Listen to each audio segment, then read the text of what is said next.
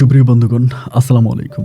দূরে কাছে দেশে অথবা দেশে বাইরে থেকে প্রিয় বন্ধুরা ঠিক এই মুহূর্তে যে যেখান থেকে বাস্তব জীবনের গল্প শোনার জন্য আমার সাথে জয়েন করেছেন আমি আপন। আর যে আপন জীবনের গল্পের 1127তম পর্বে আপনাকে বরাবরের মতো স্বাগতম জানাচ্ছি। বন্ধুরা, আজ আমি আপনাকে শোনাবো রংপুরের ছেলে রোপনের জীবনের হৃদয় কাঁপানো চরম কষ্টকর এক বাস্তব জীবন কাহিনী। বন্ধুগণ, আজকের গল্পের টাইটেল নিজের বউকে কালো জাদু করে বিয়ে দেয় বাবার সঙ্গে। আই রিপিট, একটা মানুষ নিজে বিয়ে করে নিজের বিবাহিত বউকে কালো জাদু করে জোর করে বিয়ে দেয় বাবার সঙ্গে। এই গল্পটা রংপুরের প্রত্যন্ত এলাকার এক নষ্ট ছেলে রোপনের জীবনের বাস্তব গল্প। প্রিয় বন্ধুগণ, আমি জানি গল্পটা শোনার পরে আপনারা প্রত্যেকেই রোপনকে গালি দিবেন এবং বলবেন এর মতো নিকৃষ্ট মানুষ হতে পারে না। হ্যাঁ, আমিও আপনাদের সাথে একই কথা বলি যে এর চেয়েও নিকৃষ্ট মানুষ হতে পারে না। কিন্তু আপনি কি জানেন, এই দুনিয়াতে মানুষ তো তার নামটা নিয়ে পর্যন্ত জন্মায় না। পৃথিবীতে জন্মানোর পরে এই সমাজ তাকে সামাজিকভাবে একটা নাম দেয়। আর এই সমাজ ব্যবস্থা যদি ভালো হয়, মানুষটা মানুষ হয়ে গড়ে ওঠে। আর সমাজ ব্যবস্থা যদি খারাপ হয়, মানুষটা মানুষরূপী পশুর মতো করে বড় হয়। দেখেন, এই পৃথিবীতে কোনো মানুষই কিন্তু খারাপ হয়ে জন্মায় না, সমাজ তাকে খারাপ বানায়। আর সমাজ কি করে একটা মানুষকে মানুষরূপী জানোয়ার বানিয়ে দেয়। আজকের রংপুরের গল্প, রংপুরের ছেলে রোপনের জীবনের বাস্তব গল্পটা শুনলে আপনারা বুঝতে পারবেন। প্রিয় বন্ধুগণ, রোপণ পৃথিবীতে একা নয়, এরকম অসংখ্য রোপণ প্রতিনিয়ত আমাদের সমাজের আশেপাশে বড় হচ্ছে। আজকের এই গল্পটা বলে, আজকের এই গল্প শুনি আমি প্রতিটা মানুষকে সতর্ক করতে চাই যেন আপনার পাশে, আপনার আশেপাশে রোপণ নামক এরকম ভয়ঙ্কর প্রাণীগুলো জন্ম না হয়। এদিকে সতর্ক দৃষ্টি রাখবেন। আমি আশা করব শুরু থেকে শেষ পর্যন্ত রংপুরের ভাই রোপনের জীবনের বাস্তব গল্পটা আপনারা প্রত্যেকে আমার মুখে শুনবেন এবং গল্প শেষে রোপনকে আপনার মতো করে একটা মন্তব্য কমেন্ট বক্সে লিখবেন। ধন্যবাদ সবাইকে। সুপ্রিয় বন্ধুগণ, আসসালামু আলাইকুম। আমার নাম মোহাম্মদ রোপন, আমার বাড়ি রংপুর। বন্ধুগণ, আমি আমার জীবনের গল্পটা শুরু করার শুরুতে আপনাদেরকে আমার পরিবারের বিষয়ে জানিয়ে রাখি। আমার পরিবারে আমি আছি, রয়েছে আমার পরিবারে আমার বাবা মা সহ আমার অনেকগুলো ভাই বোন। রংপুর শহর থেকে অনেক দূরের কোনো এক গ্রামে আমাদের পরিবারটা ছিল এক উচ্চবিত্ত পরিবার। যদিও আমাদের পরিবারটা আমাদের এলাকারই এক উচ্চবিত্ত পরিবার হয়ে থাকে, তবে এই পরিবারের সবচেয়ে দুঃখী মানুষ, সবচেয়ে কষ্টকর মানুষ হচ্ছে আমি। বন্ধুরা, আপনারা শুনলে অবাক হয়ে যাবেন, আমার ছোটোবেলার তেমন কোনো স্মৃতি মনে নাই, কিন্তু আমি যখন থেকে বুঝতে শিখি, আমি তখন থেকে দেখি আমি এই পরিবারের একজন চাষা। এই পরিবারের আমি মাঠে ঘাটে কাজ করি, পরিবারের মানুষের জন্য মাঠে ফসল ফলাই এবং গরু ছাগল থেকে শুরু করে যত ধরনের কৃষি কাজ আছে এই পরিবারের জন্য আমি কৃষি কাজগুলো করতে থাকি। এই পরিবারের যিনি বড় কর্তা, তিনার নাম হচ্ছে আসলাম শেখ। আমি আসলাম শেখকে বাবা বলে ডাকি, আদৌ আমি জানি না তিনি আমার বাবা কিনা। এবং আসলাম শেখের বউকে আমি মা করে ডাকি। তিনার সন্তানদেরকেও আমি আমার ভাইয়ের মতো করেই পরিচয় দিয়ে আসতেছি। কিন্তু আমি বুঝতে পারি আমি আসলে এই পরিবারের কেউই না। একটা পর্যায়ে আমি জানতে পারি আমাকে ছোটোবেলায় পালক আনা হয় এবং ছোটোবেলায় পালক এনে এই পরিবারে আমাকে বড় করে এবং একটা পর্যায়ে আমি এই পরিবারেই থেকে যাই। কিন্তু পরিবারের মানুষগুলো আমাকে কখনোই আপন করে নিতে পারেনি। তারা যদিও আমাকে আপন ভাবতে পারেনি, তবে আমি তাদেরকে আমার আপন করে নিয়েছি। এমন করে আমার ছোটোবেলার দিনগুলো কাটতে থাকে। একটা পর্যায়ে আমি মোটামুটি অনেকটাই বড় হই। বড় হবার পরে আমি খুব খেয়াল করে দেখতাম যে পরিবারের মানুষগুলো কোনোদিন না আমাকে বিন্দু পরিমাণের ভালোবাসা দেয়নি।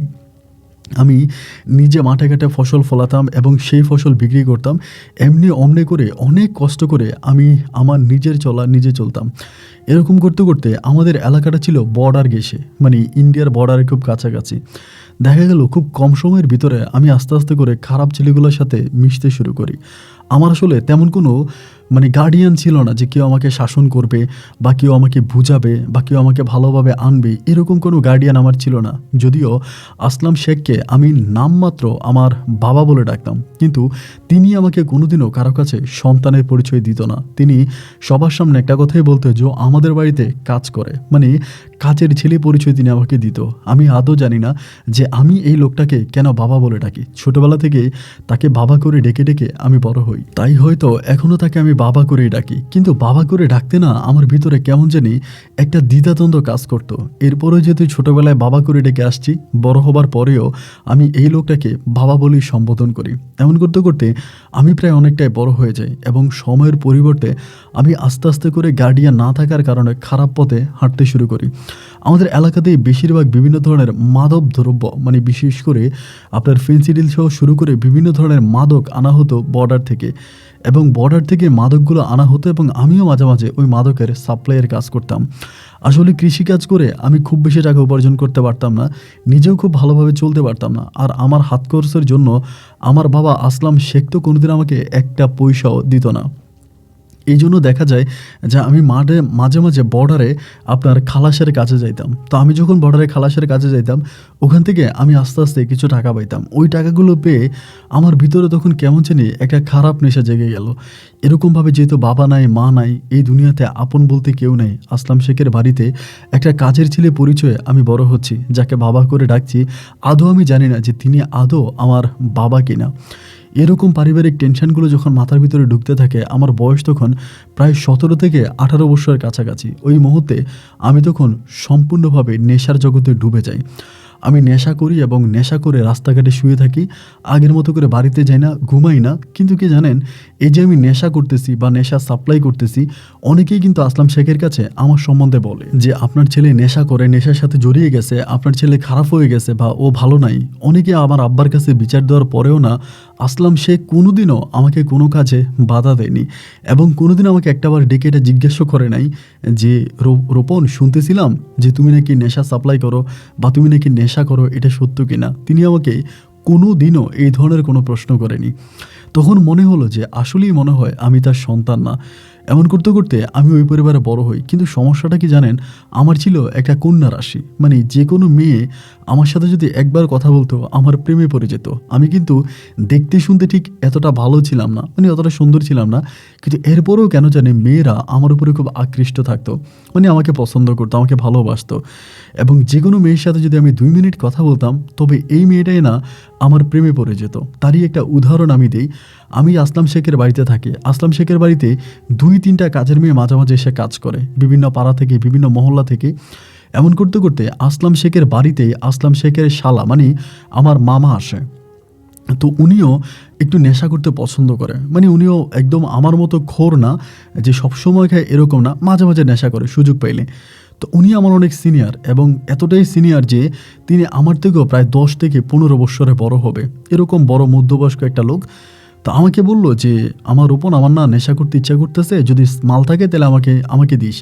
তো একদিন আমি ওনাকে মানে নেশা করাইলাম এবং নেশা করানোর পরে তিনি অনেক দিন ধরে আমাদের এখানে আছে, মানে আমাদের এখান থেকে যাচ্ছে না, অনেক দিন ধরে এই বাড়িতে আসে। তো বাড়িতে থাকা অবস্থায় তিনি একদিন বলতেছে, মানে তাকে আমি নেশা করানোর পরে তিনি আমাকে বলে, আমার ওই আসলাম শেখের বাড়িতে একটা কাজের মেয়ে আছে, এই কাজের মেয়েটা দেখতে শুনতে অনেকটা সুন্দর, মেয়েটার নাম হচ্ছে হালিমা। তো হালিমা মেয়েটা দেখতে শুনতে অনেকটা সুন্দর, কিন্তু আমি না কোনোদিনও এই মেয়েটার দিকে চোখ তুলে তাকাই নাই।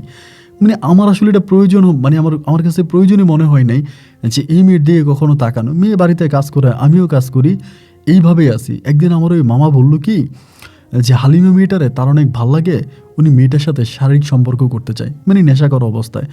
তো আমি তখন বললাম যে মামা দেখেন, আমি তো এসবের মধ্যে নাই, আর এই মেয়ের সাথে আমি কোনোদিন কথাও বলি নাই, আমি এই মেয়েকে কেমন করে ম্যানেজ করব। আর নেশা করতে করতে নেশার ওই ঘরে বসে তখন আমার মামা আমারে বলে যে শোন বাগনা, একটা কথা বলি, এই মেয়েটা কিন্তু আমারে পছন্দ করে, মানে তোরে পছন্দ করে। আমি বললাম আমারে পছন্দ করে, এটা আপনি কেমনি বুঝলেন? উনি বলে আমি অনেকভাবে বুঝতে পারছি, মেয়েটা তোরে পছন্দ করে, তুই যদি কোনোভাবে এই মেয়েটার সাথে প্রেম করে আমার সাথে মেয়েটার প্রেম করাই দিতে পারিস, তাহলে আমি তোরে টাকা দিব, মানে উনি এরকম করে বলে। তো আমি তখন বললাম যে না মামা, আমি এটা পারবো না। উনি আমাকে বলে দেখ ভাই না, তুই মামার এই উপকারটা কর, মামা তোর অনেকগুলো টাকা দিব। তো আমি আসলে কী করতাম জানেন, ওই সময় আসলে খুব বেশি টাকা আমার কাছে থাকতো না। আমি বর্ডারে মাল সাপ্লাই করে যে পরিমাণে টাকা পেতাম, এই সব টাকাই নেশার পিছনে ব্যয় করতাম। এরপরেও ওই সময় বর্ডারে প্রচুর ঘাট হয়, মানে বর্ডারে অনেক ঝামেলা হয়, বর্ডার অনেক গরম থাকে, এই জন্য আগের মতো করে মাল সাপ্লাই দেওয়া যায় না। যেহেতু আগের মতো করে মাল সাপ্লাই দিতে পারি না, আগের মতো করে ওরকম মানে বরফর নেশাও করতে পারি না। মামা যখন আমাকে প্রস্তাবটা দিল, প্রস্তাবটা আমার কাছে খুব খারাপ লাগলো না, এবং আমার কাছে মনে হলো যে যেভাবেই হোক আমি যদি হালিমার সাথে একটা সম্পর্কে যেতে পারি এবং কোনোভাবে আমার মামার কাছে হালিমের আইনে দিতে পারি, তাহলে তিনি আমাকে অনেকগুলো টাকা দেবে এবং সেই টাকা দিয়ে আমি ভরপুর নেশা করতে পারবো।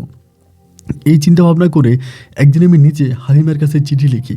তো উনি আমারে বললো যে হালিমা আমারে পছন্দ করে। তা আমি ওরে চিঠির মধ্যে যতটুকু পারলাম আর কি, আমি তো আসলে পড়াশোনা অতদূর করিনি, অনেক ভালো চিঠি লিখতেও পারি না, মানে আমার হাতের লেখাও খুব বেশি সুন্দর না। যতটুকু পারলাম ততটুকু একটা চিঠির মাধ্যমে আমি তখন হালিমাকে প্রেমের প্রস্তাব দিলাম এবং রাতের বেলায় ওকে আমার সাথে দেখা করার জন্য বললাম।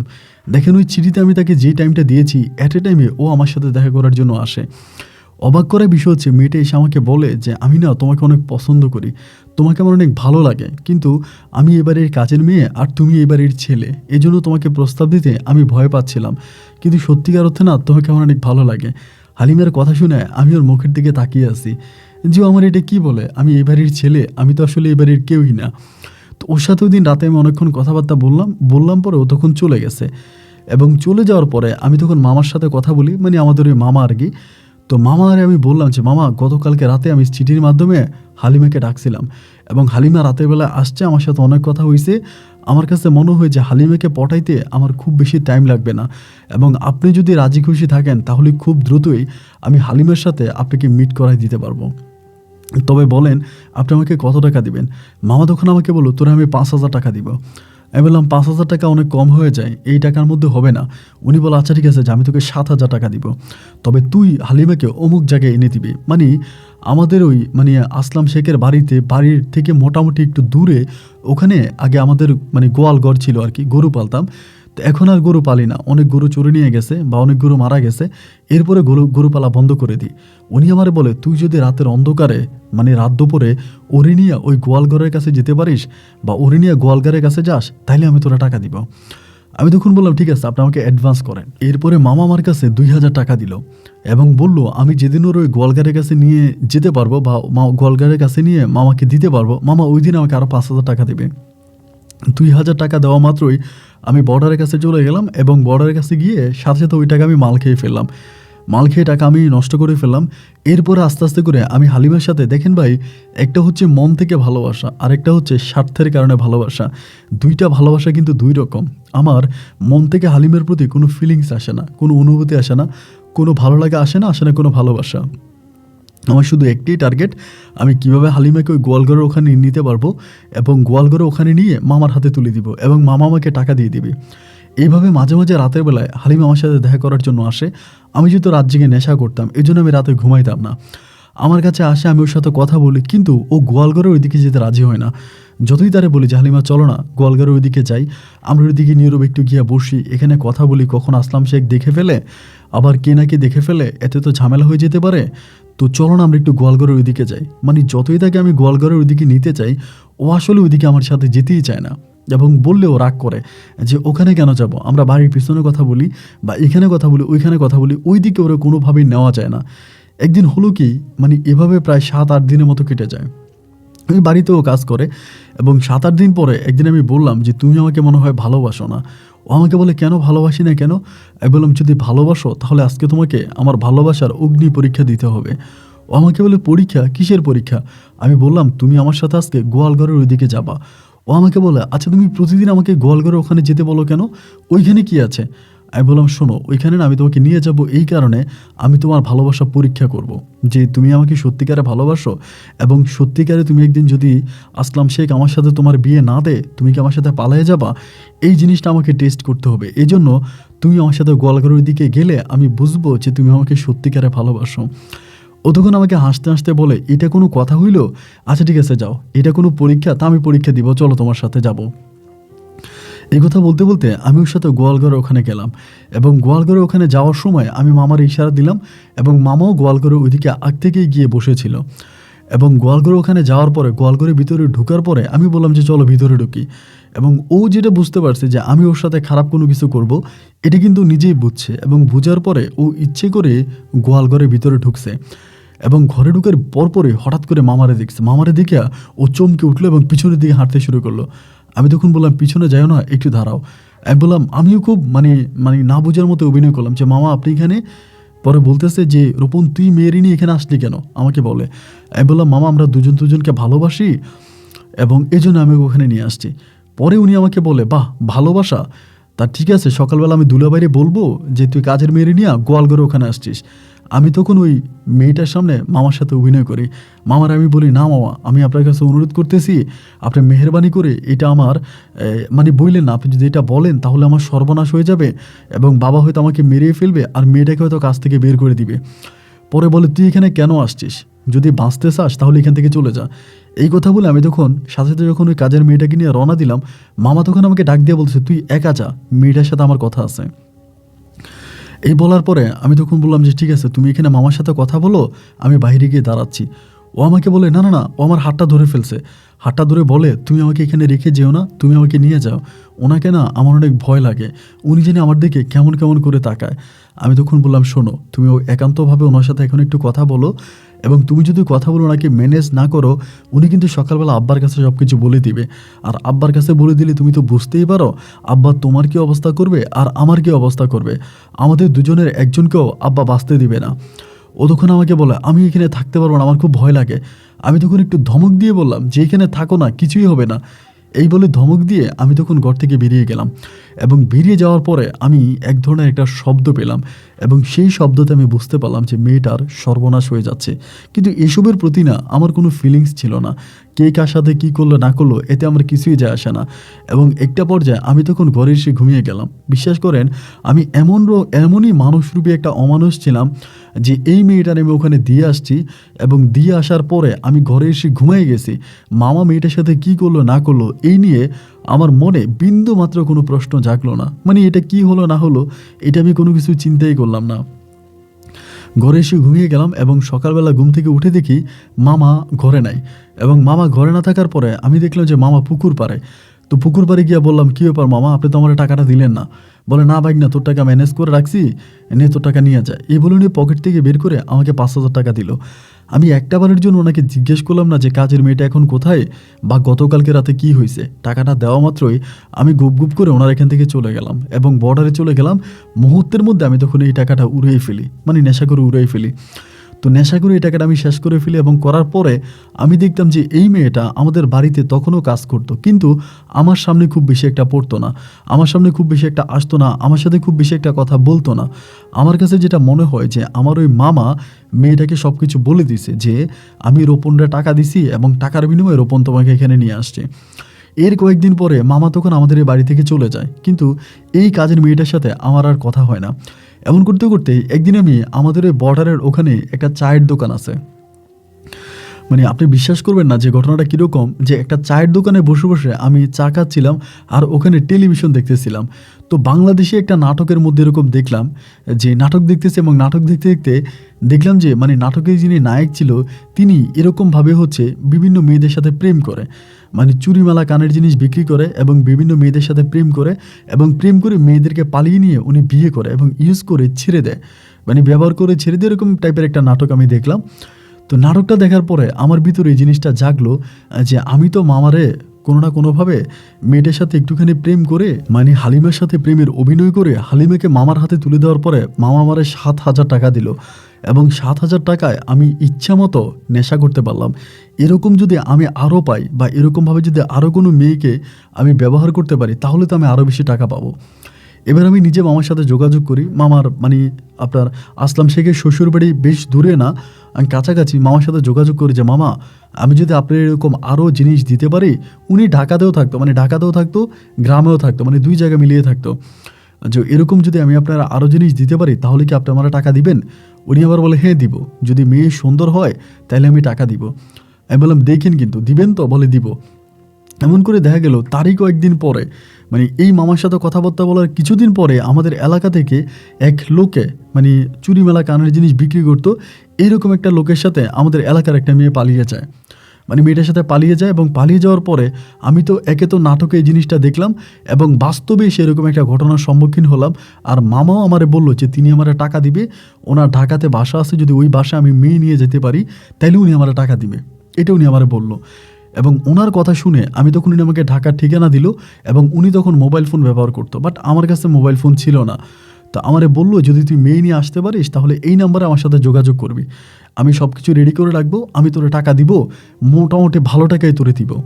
তো তখন থেকে না আমি মেয়ে খুঁজতে থাকি। ধরুন কোনো একটা মেয়ের সাথে দেখা হইলো আমাদের রংপুরের ওদিকে, মেয়েটার সাথে ভালো করে কথা বলি, প্রেমের অভিনয় করি, বা যে কোনোভাবে হোক মেয়েটাকে পটানোর চেষ্টা করি। আমার টার্গেট হচ্ছে কোনো না কোনোভাবে যদি মেয়েরে পটাইতে পারি তাহলে আমি মেয়েরে নিয়ে ওই মামার হাতে তুলে দিব, এবং মামার হাতে তুলে দিলে পরে মামা আমার টাকা দিবে। এই টার্গেটে আমি তখন মেয়ে খুঁজতে থাকি, কিন্তু ওভাবে কোনো মেয়ে আমি পাই না। আর তখন কিন্তু বর্ডারে আগের মতো কাজ করতে পারি না। আমাদের এরিয়াতে যে বর্ডারটা ছিল ওই বর্ডারটা সিলকালা হয়ে গেছে, মানে বর্ডারের যে সুড়ঙ্গগুলো ছিল যেগুলো দিয়ে আমরা মাল আনতাম, ওই মালগুলো আনা এখন বন্ধ হয়ে গেছে। বর্ডারে যারা কাজ করতো এদের সবারই কাজ বন্ধ।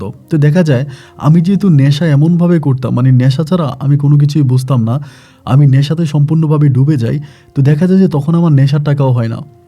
আসলাম শেখ তো আমার কোনো টাকা দেয়ই না, এবং ওই পরিবারে বাবা মাই ডাকি, ওরা আমার জাস্ট 2 বেলা খাবার দেয়, ওদের ওখানে খাচ্ছি, ঘুরে ফিরে মানে খাওয়াটাই হচ্ছে। বাট আমার সিগারেট খাওয়ার জন্য একটা টাকা ওই পরিবার থেকে কেউ আমার দেয় না। এখন আমি টাকা কোথায় পাবো? মানে টাকার জন্য পাগল হয়ে গেছি। মানে এরকম অবস্থা যে আমি টাকার জন্য আমার কিডনি পর্যন্ত বিক্রি করতে চাইছিলাম, এমন একটা অবস্থা হয়ে গেছে। অ্যান্ড একটা পর্যায়ে আমাদের এলাকাতেই এক চুরিমালা কানের জিনিস বিক্রি করে এই লোকটার সাথে আমি তখন সম্পর্ক করলাম। মানে আমাদের এলাকাতেই, ওনার বাড়িও রংপুরের মানে আপনার অন্য কোনো সাইডে, তিনি আমাদের এলাকাতে এক মাস্টার বাড়িতে থাকে ভাড়া, এবং মাস্টার বাড়িতে ভাড়া থেকে উনি চুরিমালা কানের জিনিস বিক্রি করে বিভিন্ন জায়গায় গিয়ে। তো এই লোকটারে পাইলাম, পরে এই লোকটারে আমি কন্ট্রাক্ট করলাম। মানে কন্ট্রাক্ট করলাম বলতে এইটা, ওনারে বললাম যে আমার না একটা সুন্দরী মেয়ের দরকার, আমি বিয়ে করব। তা এরকম কোনো মেয়ে খুঁজে পাই না, আপনার সাথে আমি বিভিন্ন এলাকায় চুরিমেলা কানের জিনিস বিক্রি করব, মানে আপনার মালটা আমিও মাঝে মাঝে কাঁধে নিব, আপনিও নেবেন, এরকম করে আমি একটা প্রেম করব, বা মেয়ে দেখব, মেয়ে দেখে আমি বিয়ে করব। তো মাস্টার বাড়ির লোকটা তখন আমারে বলতেছে, আরে ভাই, আপনার বাবা হচ্ছে আসলাম শেখ, আপনি শেখ পরিবারের ছেলে, তা আপনার কেন এরকম মানে মেয়ে এরকম খুঁজে বের করে বিয়ে করতে হবে? আপনার বাবাকে বললেই তো আপনার বাবা মেয়ে খুঁজে বের করে আপনাকে বিয়ে করাবে। আমি তখন বললাম যে না, আমার বাবার পছন্দের কোনো মেয়েকে আমি বিয়ে করব না, আমি আগে মেয়েকে দেখব, শুনবো, জানবো, এবং মেয়ের সাথে প্রেম ভালোবাসা করব, এরপর আমি বিয়ে করব। আমার বাবা কোনো মেয়েরে পছন্দ করবে এরকম কোনো মেয়ের আমি বিয়ে করব না। আমি ওই লোকটা তখন বলতেছে, তাহলে ঠিক আছে, আপনি যদি আমার সাথে যান, এত বড় পরিবারের একটা ছেলে হওয়ার পরও যদি আপনি আমার সাথে যান তাহলে কোনো আপত্তি নেই, আপনি আমার সাথে চলেন। এর পরের দিনে আমি ওনার সাথে ওই চুরিমালা কানের জিনিস বিক্রি করার জন্য বের হলাম। তো একটা কথা বলি কি ভাই জানেন, আমি এই ধরনের কাজগুলো কখনো করি নাই, কখনো কাঁধে হচ্ছে মাল ফেরি করে বিক্রি করি নাই। এবং এটা যে কতটা কষ্টের একটা কাজ শুধুমাত্র যারা করে তারাই জানে। আমার কাছে মনে হয় যে এর চেয়েও বেশি কষ্ট হতে পারে না। ভাই, একটা মানুষ কতক্ষণ কাঁধে বোঝা নিয়ে হাঁটতে পারে বলেন তো? এবং এই কাঁধে বোঝা নিয়ে আমরা মাইলের পর মাইল হেঁটে বেড়াচ্ছি, এইখানে মেয়ে পাইতেছি, ওইখানে মেয়ে পাইতেছি, কিন্তু কোনো মেয়ের সাথেই ভালোভাবে কথা বলার কোনো সুযোগ পাই না। এরকম করে করে প্রায় 3 থেকে 4 দিন কেটে গেল, আমি কোথাও কোনো মেয়ের সন্ধান পাই না। এবং মাঝে মাঝে মোবাইলের মানে ফ্লেক্সিলোডের দোকান থেকে মামার সাথে ফোনে কথা বলি, মামারে বলি যে মামা, আমি মেয়ে নিয়ে আসবো, আপনি চিন্তা করেন না, আপনি আমার জন্য টাকা ম্যানেজ করে রাখেন, আমি গেলে যাতে টাকাটা দিতে পারেন। উনি আবার বলে, আচ্ছা ঠিক আছে, তো সমস্যা নেই। এরকম করে ওই চুরিমালা কানের জিনিস বিক্রি করতে করতে বেশ কয়েকদিন পরে আপনার সীতারানী একটা মেয়ের সাথে আমার তখন একটু সম্পর্ক হয় ভালো, একটা হিন্দু পাড়ার মেয়ে, মানে মেয়ের বাবা হচ্ছে নাপিতের কাজ করে, মানে সেলুন আছে মেয়ের বাবার বাজারে। তা এই মেয়েটার সাথে আমার তখন একটা ভালো সম্পর্ক হয়, মেয়েটার আমি বাকিতে মাল দিই, মানে বাকিতে মাল দেবো, তো মেয়েটার সাথে আমার একটা ভালো সম্পর্ক হইলে পরে আস্তে আস্তে করে মেয়েটা, ওই দিন আমি যাইতাম মেয়েটার সাথে কথা বলতাম। এখন তো ভাই কোনো মেয়ের সাথে সম্পর্ক করাটা অনেকটা সোজা, মানে মোবাইল ফোনের মাধ্যমে সম্পর্ক করা যায় বা মোবাইল ফোনে প্রেম হয়ে যায়। তো ওই সময় তো আসলে মোবাইল ফোন এরকম অ্যাভেলেবেল ছিল না, তো এই জন্য কোনো মেয়ের সাথে রিলেশন করাটা অনেক কঠিন ছিল, সহজে কোনো মেয়েকে পাঠানো যাইতো না। দেখা গেল এই সীতারানীর সাথে আমি তখন আস্তে আস্তে করে মাঝে মাঝে মালা বিক্রি করতে যাইতাম, মেয়েটার সাথে দেখা হইতো, বসতাম, কথা বলতাম। এরকম করতে করতে বেশ কিছুদিনের মাঝে মেয়েটার সাথে আমার একটা প্রেমের সম্পর্ক হয়ে যায়। এবং সম্পর্কটা হওয়ার পরে আমি মেয়েটারে বললাম যে দেখো, আমি তো আসলে তোমার সাথে প্রেম করি, তোমাকে ভালোবাসি, সব কিছুই ঠিক আছে, কিন্তু আমার সাথেও তোমার বিয়ে হবে না। তুমি হচ্ছে হিন্দু মেয়ে, আমি হচ্ছে মুসলিম ছেলে, আমাদের বিয়ে তো হবে না। তো ঢাকাতে আমার একটা বন্ধু আছে, আমার বন্ধুর সাথে আমি কথাবার্তা বলছি, ওখানে আমি তোমাকে নিয়ে যাব, ওখানে গিয়ে আমি চাকরি করব, এবং তুমি আমি মিলে একটা সুখের সংসার করব, অ্যান্ড তুমি মুসলমান হয়ে যাবা, তুমি আমার সাথে থাকবা। মেয়েটা আমার ওই গ্রামের মেয়ে তো যেমনি বুঝে সেমনি বুঝে গেছে, কিন্তু যেতে রাজি হয় না, পালিয়ে যেতে রাজি হয় না। দীর্ঘ প্রায় 1 মাস লাগছে আমার মেয়েটাকে পটাইতে। আর এদিক দিয়ে মানুষের কাছ থেকে 500 টাকা 1000 টাকা ধার করে করে মাল খাইতাম, নেশা করতাম। এমন করতে করতে দেখা যায় আমার এলাকাতে আমার অনেক টাকা ঋণ হয়ে যায়। ঘর থেকে বেরোইলে মানুষ টাকা চায়, কিরে টাকা দিস না। আমার কাছ থেকে টাকা ধার নিলে একদিনের কথা বলে 2 দিনের কথা বলে, তাহলে এখন টাকা দিচ্ছিস না কেন? আমি ওভাবে কারো টাকাও দিতে পারি না, কোনো টাকাও ম্যানেজ করতে পারি না। আর ওই যে নেশা তো আমি একদিনও বন্ধ করতে পারি না, নেশা যদি আমি বন্ধ করি, আমি ব্লেড দিয়ে আমার নিজের হাত কাটতে শুরু করি, আমার অবস্থাটা এরকম হয়ে যায়। যাই হোক, মাস দেড়েকের ভিতরে আমি একটা সময় ওই সীতারানী মেয়েটাকে পটাইতে সক্ষম হই এবং মেয়েটার সাথে আমার একটা দিন তারিখ ধার্য হয়। এবং দিন তারিখ ধার্য করে আমি তখন একদিন এই মেয়েটাকে আমাদের এলাকারই একটা জায়গায় নিয়ে আসি এবং নিয়ে এসে আমি তাকে দিনের বেলায় তার সাথে আমি ঢাকা রওনা দিই। মামার সাথে ফোনে কথা হয়, মামারা বলো তুই সায়দাবাদ চলে আসবে এবং এসে আমারে কল দিলে আমি তোরে রিসিভ করে নিয়ে যাব। পরে আমি তখন রংপুর থেকে রওনা দিই এবং বাসে করে আমি সায়দাবাদ গিয়ে পৌঁছাই। পৌঁছানোর পরে মামারে ফোন দিই যে মামা আমি তুই এলাকাতে আসি। মামা আমারে বলে তুই ওখানে থাক, এবং মামা তখন আসে। এবং মামার আমি আগেই বলি মেয়েটা দেখতে শুনতে সুন্দর আছে, হ্যাংলা পাতলা আছে, এবং মেয়েটা হিন্দু মেয়ে বলাতে মামা আরও বেশি খুশি হয়। এবং ওইখানে আসার পরে মামা তখন আমার তার বাসায় নিয়ে যায়। তো ওনার অনেক বড় একটা বিল্ডিং, ওই বিল্ডিংয়ে কেউ থাকে না, মামা একাই থাকে। তো আমি তখন মেয়েটারে নিয়ে ওখানে যাই। যাওয়ার পরে মেয়েটা আমাকে বারবার বলে, এই মামাটা তোমার কেমন মামা? উনি জানি আমার দিকে কেমন করে তাকায়। মামার তাকানিটাই না ছিল একটু ভয়ঙ্কর টাইপের। কারো দিকে যে তাকাইতো খুব ভয়ঙ্কর নজরে তাকাইতো। তো মেয়েটার দিকে খুব খারাপভাবে তাকায়, মেয়েটা সন্দেহ করে। আমি বললাম তুমি সন্দেহ করো না, উনি খুব ভালো মানুষ, ওনার সাথে আমার অনেক ভালো সম্পর্ক, তোমার তো ভয় পাওয়ার কোনো কারণ নাই। দেখা গেল এরকম করে সময়টা কাটতে কাটতে রাতটা কেটে গেল। মামা বারবার বলতেছে কি রে? আমি বললাম আমার টাকাটা দিয়ে দেন, আমি চলে যাব। তো মামা তখন আমারে আপনার 8,000 টাকা দিল। যদিও 7,000 টাকা দেওয়ার কথা ছিল, 1,000 টাকা উনি আমাকে বাড়াই দিল। গাড়ি ভাড়া বাবদ 1,000 বাড়াই দিয়ে আমাকে 8,000 টাকা দিল। এবং এর পরের দিনে আমি তখন মেয়েটারে বলতেছি যে আমি তো তোমাকে বিয়ে করব, বিয়ে করার জন্য হুজুর দরকার, কিছু কেনাকাটা করা দরকার, তুমি এই বাসায় থাকো, আমি কিছু জিনিস কেনাকাটা করে আনি এবং কিছু কেনাকাটা করে নিয়ে তোমাকে বিয়ে করব। এই বলে মামার বাসায় আমি তখন মেয়েটাকে রেখে বাসা থেকে বেরিয়ে যাই।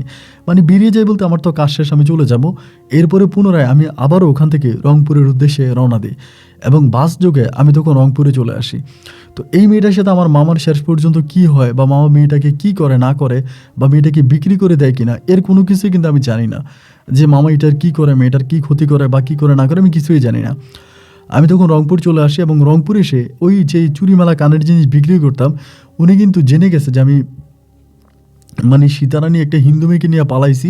এটা জানার পরে উনি আর ওনার সাথে আমার কাছে নেয় না, উনি আর আমাকে নেয় না। আমাকে বলে না ভাই আমি আপনাকে নিব না, এবং উনি আমাকে নেয়ই না। না নেওয়ার পরে আমি তখনও মেয়ে খুঁজতেছি, কিন্তু কোনো মেয়েকে পটাইতে আমার সময় লাগে না, শুধু মেয়েটাকে খুঁজে বের করতে একটু টাইম লাগে, বাট এই মেয়েকে পটাইতে আমার সময় লাগে না। এরই মাঝে আমি তখন কি করলাম, এই হিন্দু মেয়েটাকে আমি দিয়ে কিন্তু চলে আসছি, আমার মতো করে আসছি। আমি আবারও মেয়ে খুঁজতেছি, কোথায় মেয়ে পাওয়া যায়। এরপরে ভাই আপনার 14 থেকে 15 বৎসরের আরেকটা মেয়ের আমি পাই, এবং ওই মেয়েটা আমাদের ওই আমি যে গ্রামে থাকি ওই পাশের গ্রামেরই একটা মেয়ে, এবং ওই মেয়েটা মাঠে ছাগল চড়াইতে আসে। মেয়েটার ছাগল থাকে, বিকেলবেলা ছাগল চড়ানোর জন্য মাঠে আসে, এবং মাঠে আসার পর ওই মেয়েটারে দেখি। মেয়েটার বয়স যদিও কম হয়ে থাকে, বাট স্বাস্থ্য অনেকটা ভালো এবং লম্বা চূড়া, খুব ভালো মাপের একটা মেয়ে। এই মেয়েটাকে দেখে আমার তখন ভালো লাগে, এবং আমার কাছে মনে হয় যে মেয়েটার যেহেতু বয়স কম আছে এবং শরীরের গঠনটা অনেক ভালো, তাহলে মামা মনে এই মেয়েটারে নিয়ে গেলে আমার একটু বেশি টাকা দিব। মেয়েটা মাঝে মাঝে ছাগল চড়াইতে আসতো, আমিও যাইতাম, মেয়েটার সাথে মাঠে বসে বসে কথা বলতাম, এবং মেয়েটাও আমার সাথে খুব ভালো করে কথা বলতো। আর মামা যে আমাকে 7,000 টাকা দিছে, 8,000 টাকা দিছে, ওই টাকা কিন্তু আমার 2 দিনের মধ্যেই শেষ। এলাকাতে এসে অনেকেই পুরনো মাল খাইছে, মালের টাকা পাইতো, সবাইকে টাকা টুকে বিলিয়ে দিলাম, এবং সবাইকে টাকা দেওয়ার পরে আমার কাছে আর তেমন কোনো টাকাও রইল না। এরপরে টার্গেট পূরণ করার জন্য আমি তখন উঠে পড়ে লাগলাম। মোবাইল ফোনের মাধ্যমে মামারা ঢাকাতে জানালাম যে মামা এরকম একটা জিনিস পাইছি। বয়স কম আছে, কিন্তু বয়স কম থাকলেও না মেয়েটাকে বোঝা যায় না, লম্বা টম্বা আসে বা শরীরের স্বাস্থ্য অনেকটা ভালো। মামা আমারে বলে তাহলে লেট করিস না, তাড়াতাড়ি নিয়ে আয়, লেট করাটা ঠিক হবে না, নিয়ে আয়। আমি বললাম মামা মেয়ে তো বয়স কম, দেখে পটাইতে পারি কিনা। এইভাবে মামার সাথে ফোনে কথাবার্তা বললাম, এবং ফোনে কথাবার্তা বলে আমি তখন এই মেয়েটাকে পটানোর চেষ্টা করি। মাঝে মাঝে ধরেন মেয়েটার জন্য চিপস কিনে নিয়ে যায়, এটা নিয়ে যায়, ওটা নিয়ে যায়। তো এই মেয়েটা না প্রেম ভালোবাসা বুঝে না, প্রেম কারে বলে বা ভালোবাসা কারে বলে, একটা ছেলের সাথে ভালোবেসে পালিয়ে যাওয়া, এইগুলো বুঝে না।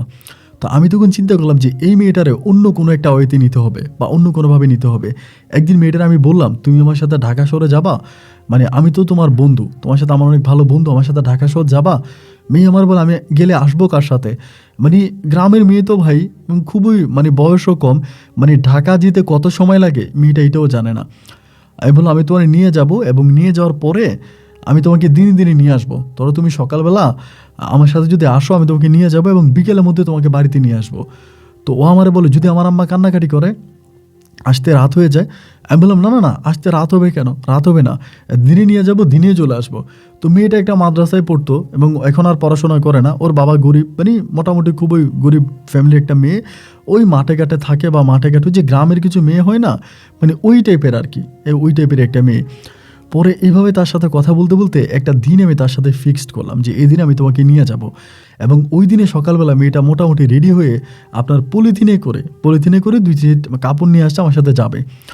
আমি ওরা ঢাকা শহর নিয়ে যাব। ওইটা কিন্তু কোনো প্রেম ভালোবাসা ছিল না। আমি ওরা নিয়ে ঢাকা শহর রওনা দিলাম। তো যেতে যেতেই না রাত হয়ে গেছে, মেয়েটা রাস্তার মধ্যে কান্নাকাটি শুরু করে দিছে। রাত হয়ে গেছে, আমি বাড়ি যাব, আমি এই করবো, আমি সেই করবো, মানে রাস্তার মধ্যে কান্নাকাটি করতেছে। এবং রাস্তার মধ্যে বা গাড়ির মধ্যে যখন কান্নাকাটি করতেছে, অনেকেই বিষয়টা বুঝে গেছে যে আমি মেয়েটাকে নিয়ে পালিয়ে যাচ্ছি। পরে আমি দেখলাম যে না, অবস্থা খুব ভালো না। এবং যখন বাসে যাত্রা বিরতি দিল, একটা হোটেলে দাঁড়াইলো, তা সব মানুষ তখন আমাকে ডাউট করতেছে যে কী ব্যাপারে, মেয়েটা নিয়ে রওনা দিল এবং মেয়েটা গাড়ির মধ্যে কান্নাকাটি করতেছে যে আমি যাব না, আমি মায়ের কাছে যাব, আমার মায়ের কাছে যাব, আমি আপনার সাথে যাব না। বাসের অনেকেই সন্দেহ করছে। আমার কাছে মনে হয় যে এই যাত্রা বিরতির পরে যদি আমি গাড়িতে উঠি, তাহলেই মানুষ আমাকে ধরে ফেলবে। গাড়ির মধ্যে যারা আছে তারা আমাকে ধরবে এবং ধরে আমাকে মারবে, মেয়ে সম্বন্ধে জানতে চাইবে, আর মেয়েটার কোত্থেকে নিয়ে আসছে বা মেয়েটার পরিচয় কী। এই ভয়ে বাস যেখানে যাত্রাবিরতি দিল, ওই যাত্রাবিরতির অবস্থার ভিতরে আমি তখন মেয়েটারে গাড়িতে রেখা মানে ওখান থেকে পালাই গেছি। মানে পালাই গেছি বলতে আরেকটা গাড়িতে উঠে আমি রংপুরের দিকে চলে গেছি এবং ওই মেয়েটাকে আমি ওইখানেই রেখে আসছি। এরপরে এই মেয়েটার সাথে কী হয়েছে না হয়েছে আমি কোনো কিছুই জানি না। তবে এটুকুনি জানতে পারি যে মেয়েটাকে পাওয়া যায়নি। এবং আমার যেহেতু পাশের গ্রাম ছিল, অনেকভাবে তারা বিভিন্ন জায়গায় খোঁজাখুঁজি করে বা অনেক মাইকিং করে। কেউ বলে জিনে নিয়ে গেছে, ভূতে নিয়ে গেছে। বেশিরভাগ গ্রামের মানুষ বলে যেহেতু মেয়েটা মাঠে ঘাটে কাজ করতো এবং ওই মাঠে ঘাটে কাজ করার পরিপ্রেক্ষিতে মনে হয় তার জিনে ভূতে নিয়ে গেছে। এমন করে প্রায় আপনার 2 থেকে আড়াই মাস পরে মেয়েটাকে খুঁজে পায় এবং 2-2.5 মাস পরে মেয়েটাকে খুঁজে পায় এবং খুঁজে পাওয়ার পরে মেয়েটা তখন আমার কথা বলে দেয়। অ্যান্ড কীভাবে তারা খুঁজে পায় এটা কিন্তু আমি জানি না। এবং খুঁজে পাওয়ার পরে মেয়েটার তখন আমার কথা বলে দেয়। আমার কথা বলে দিলে পরে তখনই আসলাম শেখের কাছে, আমার বাবার কাছে মেয়ের পরিবার তখন বিচার দেয় যে আপনার ছেলে এমন এমন ভাবে আমার মেয়ের নিয়ে রাস্তায় ছেড়ে দিয়ে চলে আসছে। কেমনে কেমনে মেয়েটার ভাই ঠিকানা তারা পেয়ে যায়, কোন হুজুর দিয়া বা কবিরাজ দিয়া কেমনে কেমনে তাবিজ তুমান করে মেয়েরে খুঁজে পায়। এবার হলো কি, আমার আব্বা তখন আমাকে মানে আসলাম শেখ কোনোদিন তো আমাকে আসলে সন্তানের অধিকার দেয়ই নাই। যখনই কিনা আমার নামে একটা বিচার আসলো এবং দরবার আসার পরে উনি আমাকে কুকুরের মতো পিটাইলো এবং পিঠে আমারে বলতেছে, তোরা আমি আমার বাড়িতে খাওয়াই না, তুই একটা কোনো কাজ করিস। এবং আগে তো আমার মোটামুটি মানে গরু ছাগলের কাজ কারবার ছিল, এটা করছিস, এখন তুই কোনো কাজই করিস না, সারাদিন ঘরের মধ্যে খাস এবং ওনাদের মেয়ে নিয়ে পালাইলি কেন? মানে মেরে আমাকে একরকম বাড়ি থেকে বের করে দিছে। তো মেরে যখন বাড়ি থেকে বের করে দিছে, এরপরে আমি ওই বর্ডারের দিকে আবারও চলে গেছি। তো বর্ডারে তেমন কোনো কাজ হয় না, এরপরেও টুকিটাকি গরু টরু সাপ্লাই দেওয়া বা গরু পারাপার করা, ওই ধরনের কাজগুলো আমি তখন করি।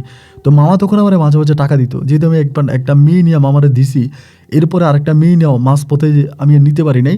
তো মামা তখন মনে করে যে না, ভাগনা তো মাঝে মাঝে আমার মেয়ে দিবে, ওই হিসাবে মামা তখন আমার টাকা দিত। মাঝে মাঝে এমনি এমনি টাকা দিত বা বাড়িতে আসলে আমি যাইতাম, আমার হাত খরচের টাকা দিত। ওই মামার হাত খরচের টাকা আমি তখন চলতেছি। তো বর্ডারে এরকম মাল সাপ্লাই দিতাম, বর্ডারে এরকম চলাফেরা করতে করতে বর্ডারের বাড়ি মানে ওই বর্ডার এলাকারই আমাদের এলাকারই বর্ডারের একটা মেয়ে জেসমিন নামের একটা মেয়ের সাথে আমার তখন সম্পর্ক হয়। মানে সম্পর্ক হয়ে বলতে আমি মেয়েটার সাথে ভালোবাসার অভিনয় করি, ওই যেটা আসলে মামা শিখিয়ে দিল।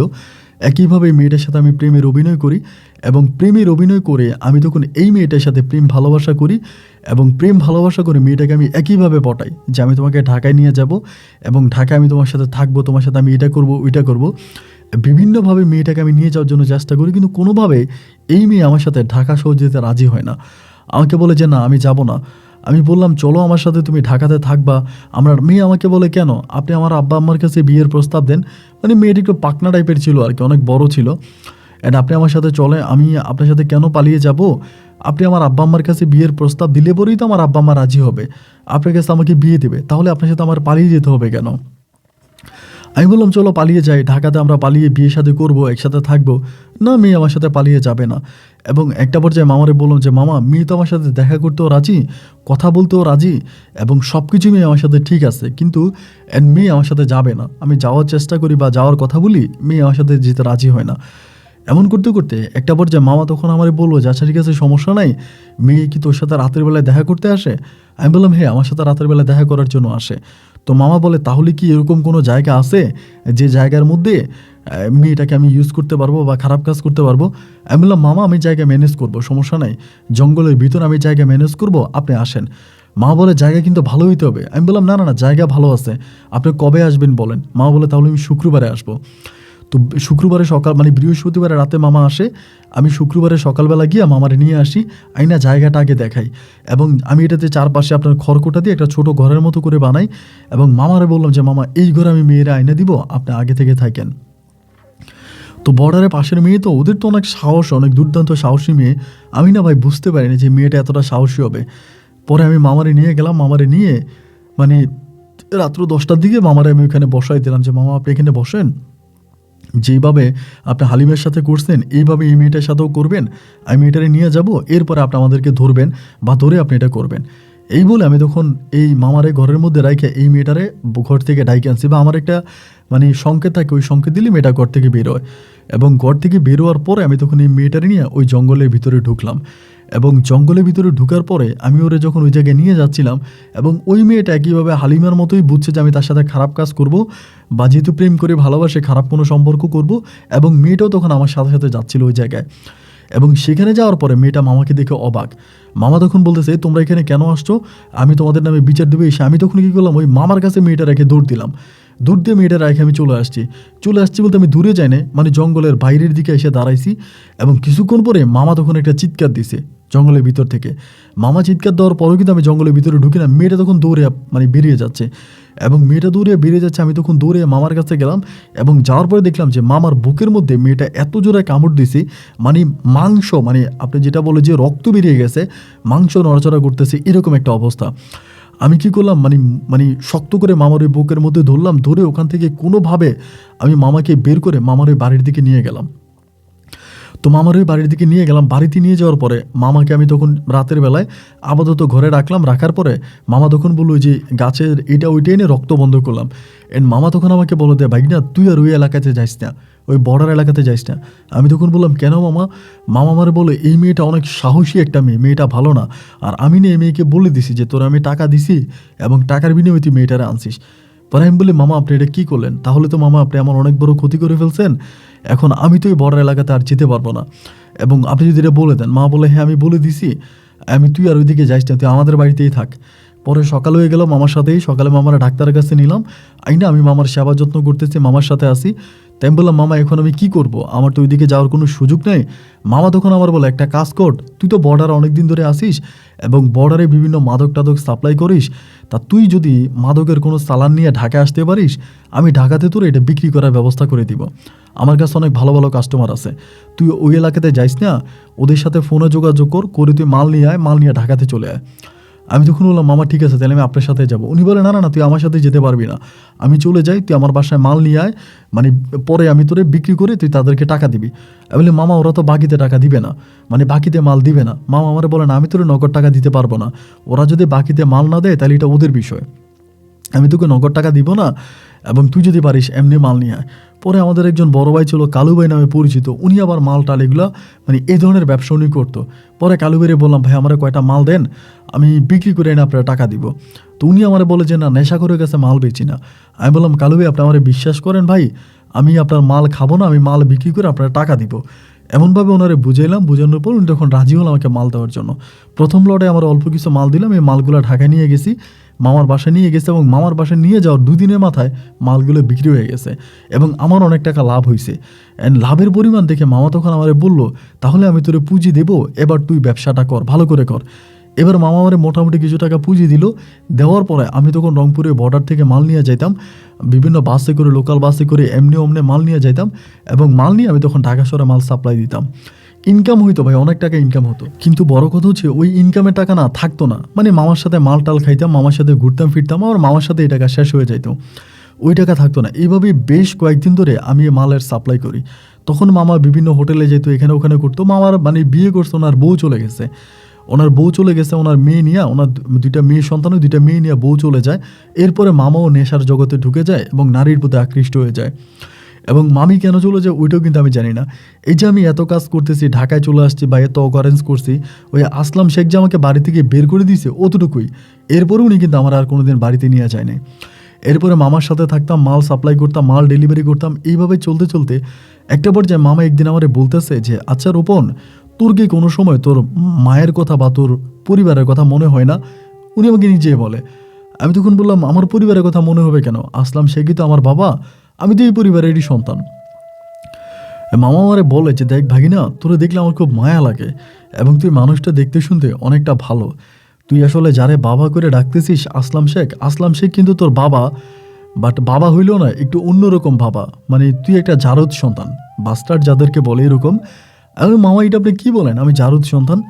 এটা কেমন করে বলতে পারেন? মামা আমারে বলে, শোন, ওই আসলাম শেখের বাড়িতে তোর মা কাজ করতে আসে।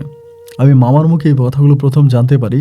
আমার মা নাকি আসলাম শেখের বাড়িতে কাজ করতে আসে এবং ওই কাজ করতে এসে আসলাম শেখ আমার মায়ের সাথে খারাপ কাজ করে এবং খারাপ কাজের একটা পর্যায়ে আমার মায়ের পেটে নাকি আমি আসি এবং আমি আসার পরে আসলাম শেখ আমার মাকে এই পরিবার থেকে বের করে দেয় এবং বের করে দিলে পরে আমার মা তখন চলে যায় এই বাড়ি থেকে। মা তখন চলে যায় মায়ের বাড়িতে এবং মায়ের বাড়িতে গেলে পরে আমি তখন মায়ের পেটে আসি। আসলাম শেখ বারবার আমার মাকে বলে বাচ্চা নষ্ট করার জন্য। তো এখন তো আসলে বাচ্চা নষ্ট করা অনেকটা সহজ, বা একটা মেডিসিন খেলে বাচ্চা নষ্ট হয়ে যায়, কিন্তু ওই সময় বাচ্চা নষ্ট করাটা এতটা সহজ ছিল না।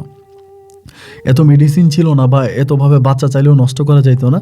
এবং একটা সময় আমার মায়ের পেটে আমি হই এবং আমি দুনিয়াতে আসি। দুনিয়াতে আসলে পরে সবাই আমার মাকে কলঙ্ক দেয়, জারদ সন্তান হইছে, জামাইয়ের মানে স্বামীর পরিচয় নাই, এটা ওইটা বলে আমার মাকে নাকি একগড়া করে দেয়।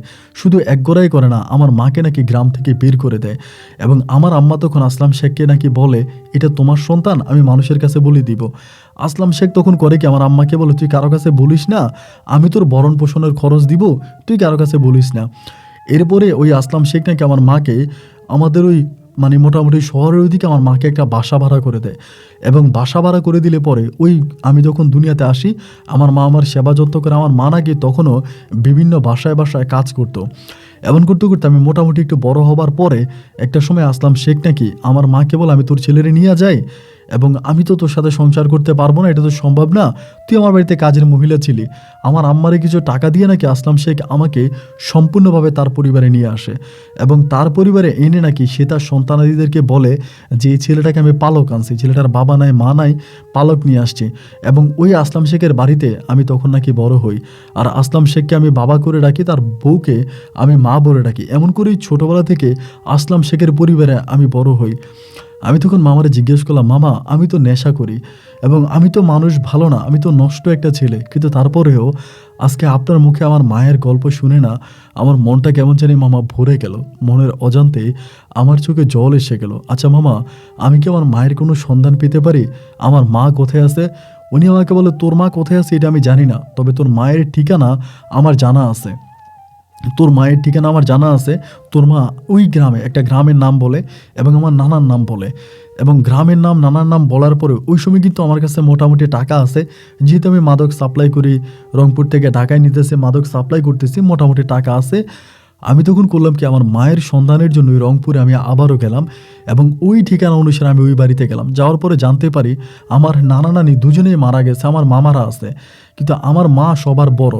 মামারাও আমার মায়ের সাথে কোনো সম্পর্ক নাই এবং মামারাও কোনোদিন আমার খোঁজ খবর নেওয়ার জন্য ওই মানে খান বাড়িতে আসে নাই, পরে মানে শেখ বাড়িতে আসে নাই। পরে আমি বললাম আমার মায়ের কথা, পরে বললাম আমার মা নাকি একটা বাসায় কাজ করে ঢাকাতে। আজকে এতগুলো বছর পর আমি জানতে পারলাম আমার মা ঢাকার একটা বাসায় কাজ করে।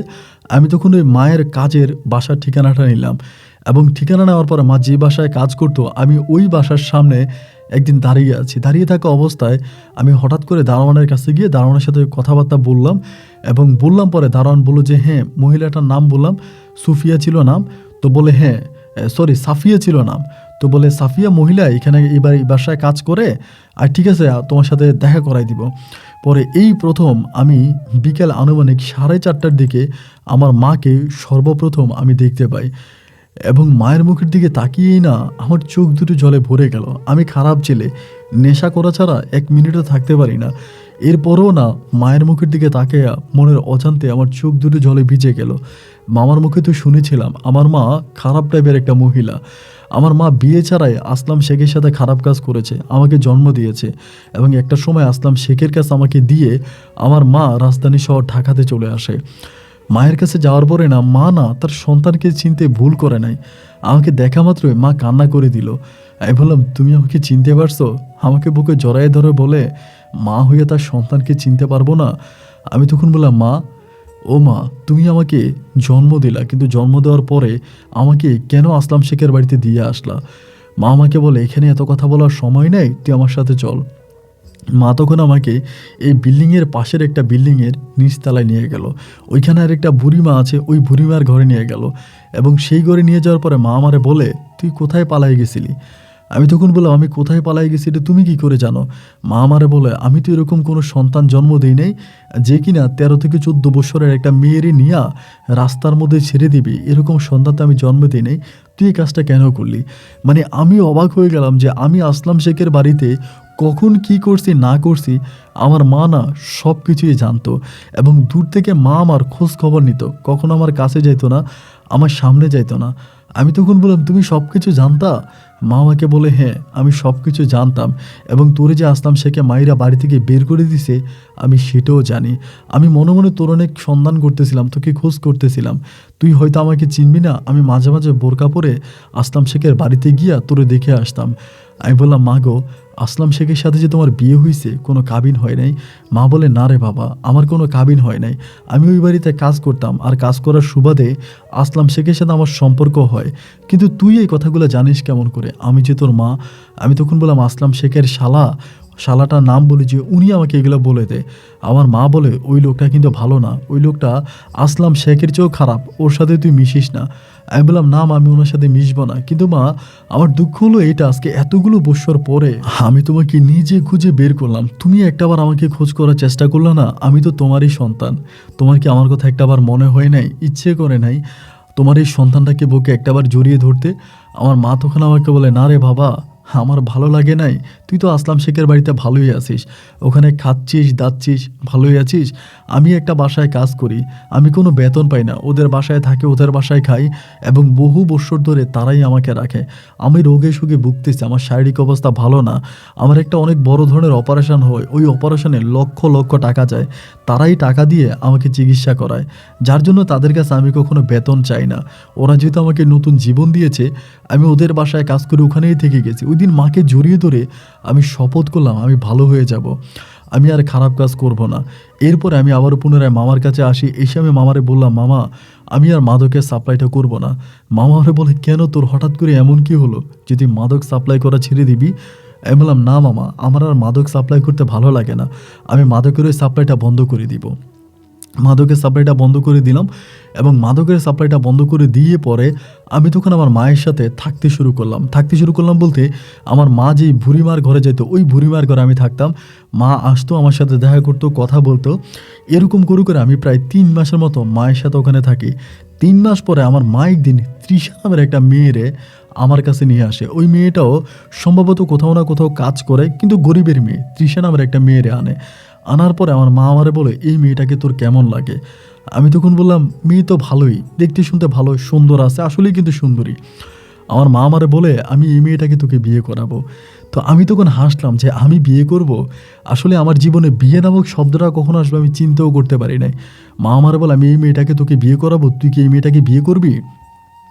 তো আমি বললাম, এই মেয়েটা কি মা? বলে, মেয়েটা তোর মতোই এতিম, মেয়েটার বাবাও নাই মাও নাই।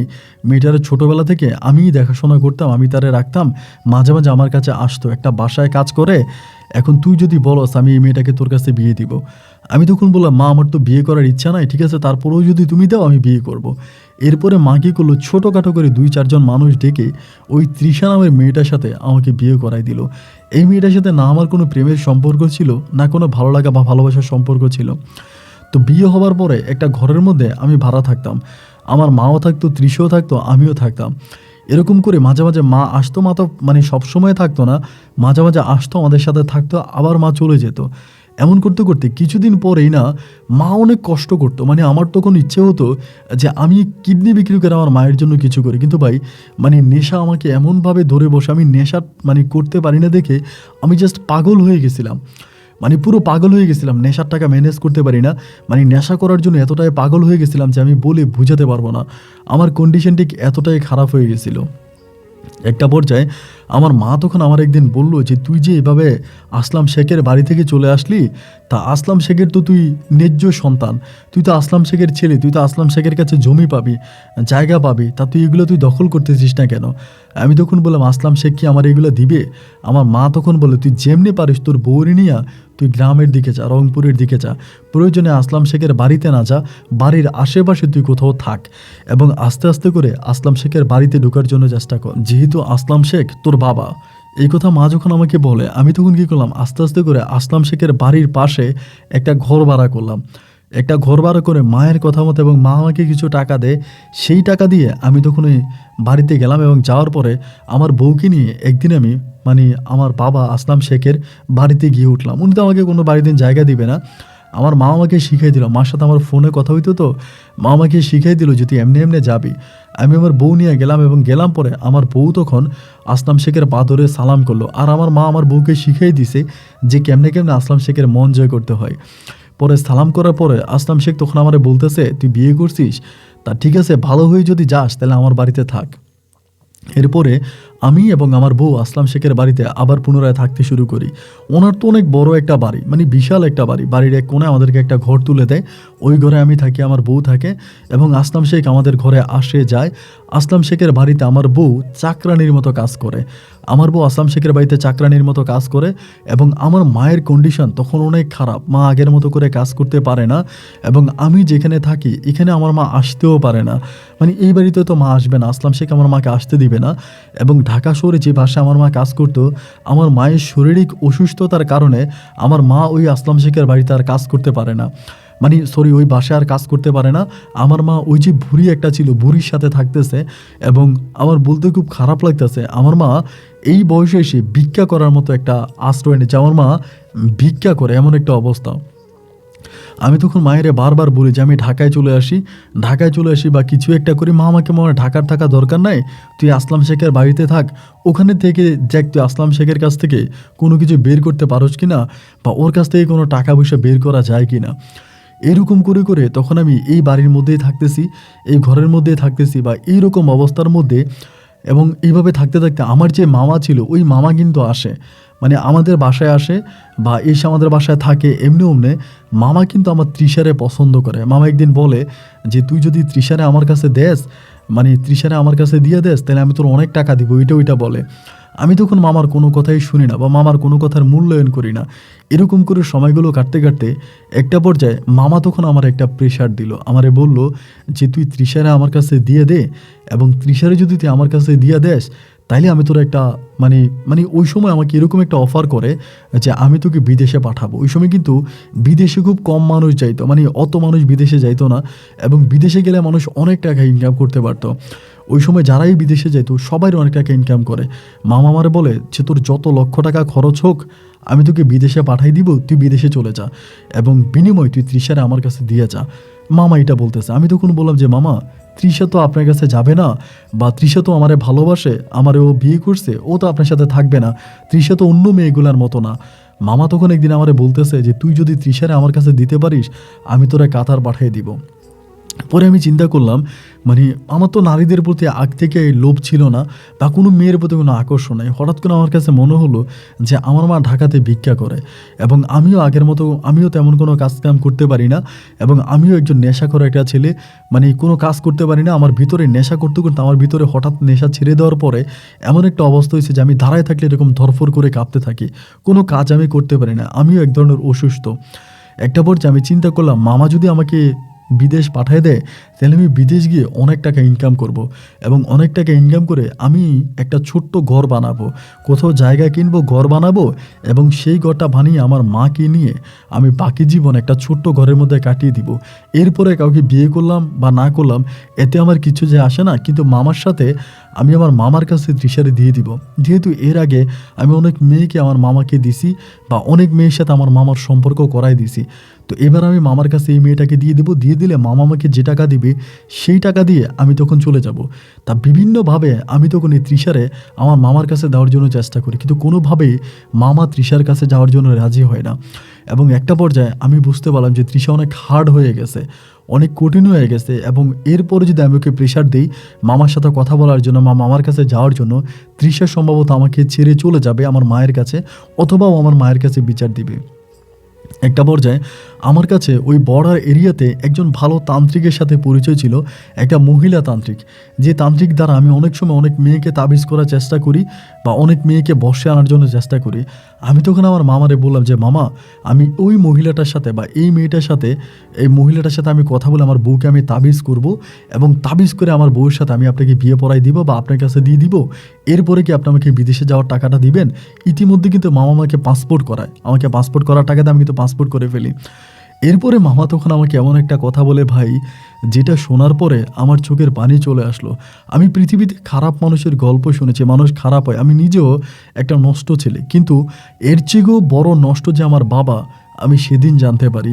আমাকে ওই মামা বলে যে বাঘিনা দেখ, আসলে তোর বউটা আমার জন্য না, তোর বউটারে আমার দুলাভাই মানে তোর বাবা পছন্দ করছে, উনি তোর বউটারে বিয়ে করতে চায়, এবং তোর বউটারে তার খুব পছন্দ হয়েছে, এবং পছন্দ হওয়ার কারণে সে তোর বউ সহ তোরে এই বাড়িতে জায়গা দিছে, এবং সে তোর বউরে বিয়ে করতে চায়। আমার কাছে যদি তুই দিতি, আমি দুলাভাইয়ের সাথে ওনার মানে তোর বউর বিয়ে পড়াই দিতাম। আমি বললাম মামা, আপনি এটা কী বলতেছেন? আপনি জানেন না আপনার বোন না এই ঘরে আছে? এবং তখন আমি জানতে পারি আমার মামার কাছ থেকে, আমার বাবা আমার মামার চেয়েও খারাপ। আমার মামা তো নারীর প্রতি লোভ আছে, এটা আমি জানতে পারি, কিন্তু আমার বাবা এর চেয়েও বেশি নারীখোর, এটা আমি জানতে পারতাম না। আমার বাবা এর চেয়েও বেশি নারীর প্রতি আকৃষ্ট। তো আমার ভাই কোনো মেয়ের প্রতি কোনো টান ভালোবাসা ছিল না।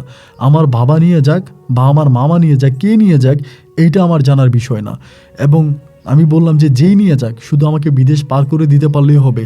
উনি আমাকে বলে দেখ, তোর পাসপোর্ট জমা দিয়ে দিছি, তোর পাসপোর্টে ভিসা লেগে যাবে, বেশি দিন টাইম লাগবে না, এরই মাঝে তুই দুলাভাইয়ের সাথে তোর বউর বিয়ে পড়াই দে।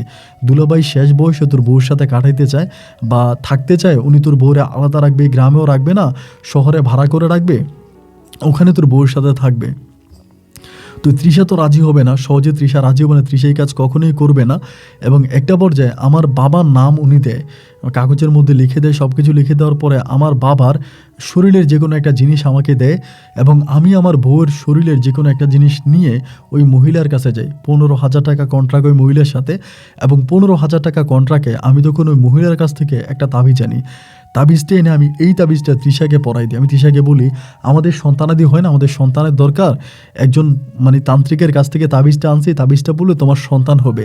এই সন্তান হবার কথা বলে বাম হাতে আমি তখন তৃষাকে তাবিজটা পরাই দিই। কিন্তু ওই তাবিজটা ছিল মূলত আমার বাবার প্রতি তৃষাকে আকর্ষিত করা। এবং কিছুদিনের মধ্যে না তৃষা একটু পাগল টাইপের হয়ে যায়, মানে ওর ভিতরে ওর কোনো ফিলিংস থাকে না। ও বারবার আমার আব্বার কথা জিজ্ঞেস করে, আসলাম শেখ কোথায়, আসলাম শেখ কোথায়, মানে কেমন করে জানি একটু পাগল হয়ে যায়। শুধু একটু না, মনে হয় সম্পূর্ণভাবে পাগল হয়ে যায়। এবং সম্পূর্ণভাবে পাগল হয়ে যাওয়ার পরে তৃষাকে তখন আমি শহরের বাড়িতে, আমাদের ওইদিকে একটা ঘর ভাড়া করি, ঘর ভাড়া করে ওখানে আমি রাখি। আমি জানি আমার বাবা আসলাম শেখ মাঝে মাঝে ওই ঘরে যায় আসে। এমন করতে করতে তারা তখন আমার বিদেশের ভিসা প্রসেস করে, এবং বিদেশের ভিসা যখন প্রসেস হয়, আলহামদুলিল্লাহ আমি একটা সময় কাতারে চলে যাই। ওই সময় আমাদের এলাকাতে মানে আমাদের ওই থানাতে মনে হয় কোনো লোক কাতারে যায় নাই। ওই মতোতে আমি তখন কাতারে যাই, এবং কাতারে যাওয়ার পরে একটা শেখের বাড়িতে আমি তখন গার্ডেনে চাকরি করি। আলহামদুলিল্লাহ ভাই, অনেক বেশি টাকা বেতন পাইতাম। এবং সেখানে যাওয়ার পরে আমি নেশা ছেড়ে দিয়েছি, কোনো নেশা করি না, ভালোভাবেই থাকি। 8 থেকে 10 দিন আমি ওখানে কাজ করি, খুব ভালোভাবে আসি, থাকতেছি, চলতেছি, ফিরতেছি, খাইতেছি। এরকম করতে করতে মানে আপনার প্রায় 2 মাসের মতো থাকি, 2 থেকে 3 মাস। এরই মাঝে আমি আমার আব্বার কোনো খবর নিই নাই, বাংলাদেশে আমার আব্বা কী করছে বা তৃষা কোথায় আছে এর কোনো খবর নিই নাই। শুধু মাঝে মাঝে আমি আমার মাকে ফোন দিতাম, মা তৃষার কথা জিজ্ঞেস করলে আমি মারে বলতাম যে তৃষারে আমি ঘর ভাড়া রেখে দিছি, তৃষা ভালো আছে। আমি এটা বলতাম, মা আমাকে বলে আমার কাছে আর নেই না কেন, আমার কাছে দিয়ে যেতে। আমি বললাম না, তোমার কাছে দিয়ে যাব না, এইখানে থাকুক, আমার আব্বা ওর দেখাশোনা করতেছে, আব্বা আছে বা আমার মা আছে, মামারা আছে, সবার কাছে ও থাকুক, তোমার কাছে কেন থাকবে, এইগুলো বলে আমি মাকে বুঝ দিতাম। এভাবে 4 মাস 4 থেকে 5 মাস আমি তখন কাতারে থাকি এবং 4-5 মাসে আমি অনেক টাকা পাই। হঠাৎ করে একজন বাঙালি ভাইয়ের সাথে আমার পরিচয় হয়, যার নাম হচ্ছে সাইফুল, ওনার বাড়িও রংপুরে। তো একদিন উনি আমার বলে উনি আমাকে ড্রাইভিং শিখাবে। এইটা কাতারে যাওয়ার আমার 5 মাসের পরের কথা বলতেছি। উনি আমাকে বলে ড্রাইভিং শিখাবে। তো ড্রাইভিং শেখানোর কথা বলে উনি আমাকে গাড়িতে উঠায়, আমাকে ড্রাইভিং শিখাবে। তো এই বলে উনি আমাকে গাড়ি চালানো শিখায়। 3 দিন 4 দিন ওনার সাথে আমি গাড়ি চালানো শিখি এবং একদিন আমি নিজে সাহস করে গাড়ি নিয়ে বেরিয়ে যাই। তখন কিন্তু আমি মোটামুটি একটু চালাইতে পারতাম, বাট অত ভাবে না। এবং এই গাড়িটা নিয়ে বের হয়ে যাওয়ার পরেই ভাই আমি রাস্তার মধ্যে মারাত্মকভাবে গাড়ি অ্যাক্সিডেন্ট করি, এবং খুবভাবে হচ্ছে গাড়ি আমি আরেকটা লরির সাথে, আপনার যে বড় যে পিক আপগুলো হয় না, এইগুলোর সামনে, বড় লরিগুলোর সামনে গাড়ি অ্যাক্সিডেন্ট করি। এবং অ্যাক্সিডেন্ট হওয়ার পরে আমার কোনো সেন্স নাই, মানে আমি সম্পূর্ণভাবে সেন্স হারাই ফেলি। আমাকে হসপিটালে ভর্তি করানো হয়। আমার যখন জ্ঞান ফিরে আমি দেখতে পাই যে আমার একটা পা টোটালি নাই, এবং একটা হাত টোটালি নাই, একটা পা নাই এবং একটা হাত নাই। মানে এমন অবস্থা হয়ে যায় যে এটা ছিল সম্পূর্ণ আমার অন্যায় বা আমার অপরাধ। এই জন্য সরকারের তরফ থেকেও আমাকে কোনো টাকা দেওয়া হয়নি। আমার যিনি কফিল ছিল, যিনি আমার স্পন্সর ছিল, তিনি আমাকে প্রায় 4 মাসের মতো হসপিটালে ভর্তি করায় রাখে এবং এই 4 মাস আমার সম্পূর্ণ চিকিৎসার খরচ উনি দেয়। আমি কথা বলতে পারতাম না, মানে আমি কথা বলার মতো কোনো ছিল না। আমি একরকম আইসিইউর মধ্যে ছিলাম, মানে আমি একদম মৃত্যুর কোল থেকে ফিরে আসছি, মৃত্যুর কাছেই ছিলাম। ওখান থেকে আমি কোনো না কোনোভাবে আস্তে আস্তে করে আল্লাহর অশেষ রহমতে আমি একটু সুস্থ হই। একটু সুস্থ হওয়ার পরে আমি তখন প্রায় 4 মাসের মতো হসপিটাল থেকে আসার পর আমি কথা বলতে পারতাম না। আমার এক হাত, এক পা এবং আমার মুখের একটা অংশ সম্পূর্ণ নষ্ট হয়ে গেছে। কথা বলতে গেলে আমার কথা আমি ক্লিয়ার বলতে পারতাম না। যদিও বাংলাদেশে ফোন করতাম কথা বলার জন্য, বাট আমি কথা বলতে পারতাম না। আমার মা তখন জানতে পারছে যে আমি সৌদি আরবে আসছি, আরে আমি কাতারে আসি, ওখানে আমি গাড়ি অ্যাক্সিডেন্ট করছি। 6 মাস আমি ওখানে চাকরি করি। 6 মাসে যেই টাকা পাই, আমার মালিক আমাকে আর তেমন কিছু টাকা দেয়নি, কোনো টাকাই দেয়নি সোজা কথা যেটা। উনি জাস্ট আমাকে টিকিট কেটে পঙ্গুত্ব অবস্থায় আমাকে তখন কাতার থেকে বাংলাদেশে পাঠায়। আমি কাতার থেকে বাংলাদেশে আসি এবং বাংলাদেশে আসার পরে যতটুকু আমার কাছে ছিল ওই টাকা দিয়ে আমি তখন আমার বাড়িতে যাই, রংপুরে যাই। এবং রংপুরে যাওয়ার পরে আমার আব্বা আমাকে কোনো আশ্রয় দেয় না, আব্বার কাছে আমাকে যেতেও দেয় না, আব্বার কাছে আমাকে থাকতেও দেয় না। আমাকে বাড়ি থেকে ওই পঙ্গুত্ব অবস্থা আব্বা বের করে দেয়। এবং আমার ওই প্রতারক মামা কোথায় আছে এটা আমি জানি না। এবং এরপরে আমি আমার মায়ের সাথে যোগাযোগ করে বাংলাদেশে আসার পরে মা আমাকে তখন মায়ের বাড়িতে নিয়ে যায়, মায়ের বাসায় নিয়ে যায়। আমি তখন আমার মায়ের কাছে যাই এবং মায়ের কাছে যাওয়ার পরে যেটা দেখি, আল্লাহ মনে হয় এই জিনিসটা দেখানোর আগে আমার মরণ কেন দিলেন আমি বুঝতে পারি নাই। আমি আমার মায়ের বাসায় যাওয়ার পর দেখতে পাই যে তৃষা আমার মায়ের সাথে আছে।